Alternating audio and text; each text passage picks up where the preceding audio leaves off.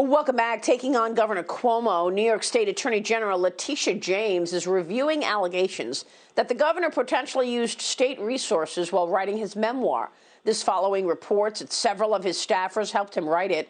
Meanwhile, Accuracy in Media unveiled a new mobile billboard, which reads, "Cuomo lied, thousands died. Revoke his Emmy now." It was first up in front of the International Academy of Television Arts and Sciences, which gave him that Emmy Award last year. Joining me right now is Accuracy in Media President Adam Guillette. Adam, thanks very much for being here. Your thoughts on this investigation? What can you tell us about this Accuracy in Media's new billboard? Well, his behavior consistently throughout this pandemic has been morally outrageous, and this is what happens when the media doesn't speak truth to power, when the media doesn't hold politicians accountable. They think they can get away with anything, and we're not going to let him get away with it. History is written for better and for worse by the winners, and 80 years from now, we can't have people thinking that, wow, the governor of New York must have done such a great job during the pandemic that they gave him an Emmy. Well, having said that, he's not going anywhere. He has said to followers he's not going to step down, that the people put him there, and that's who it would take him out if that were the case.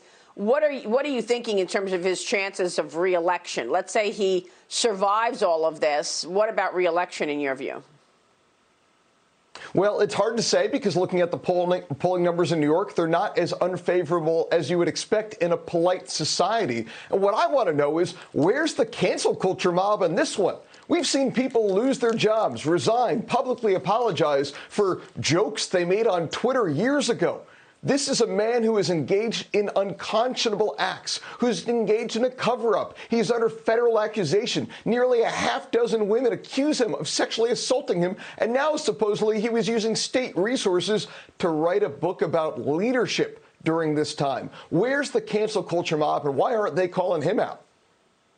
Well, we're also waiting on results of this investigation into the nursing home scandal.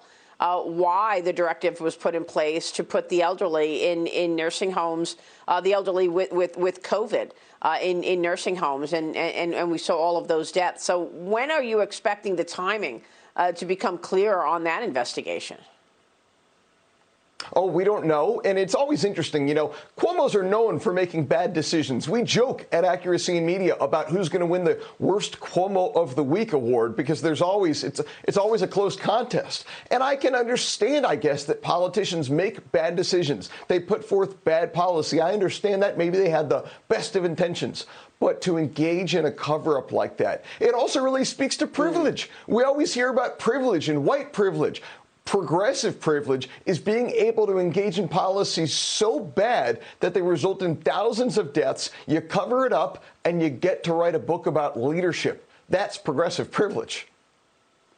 Let me ask you about the White House Press Secretary Jen Psaki said yesterday that President Biden misspoke when calling the ongoing swell of unaccompanied minors at the border a crisis. We've got 174,000 people apprehended in March alone. Psaki said that the president believes there's a crisis in Central America, but there's not a crisis at the border. Your take?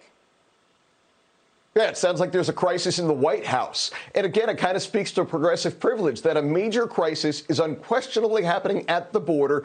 And Biden didn't take any swift, decisive action at all. When the pandemic started, the media was lambasting Trump for not acting quickly enough. Imagine if Trump had delegated the management of that crisis to his vice president, the way Biden did with Kamala Harris. We joke, and it increasingly seems true, that Biden views the White House as his nursing home. He wants to relax, lay back, delegate things to other people. If he briefly acknowledges that a major crisis is in fact a crisis, he quickly backs off that statement and says, "Not true, I was just kidding." It's disgusting.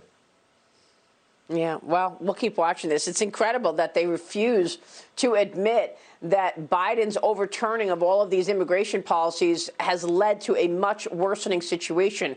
There's just no way to see it any other way.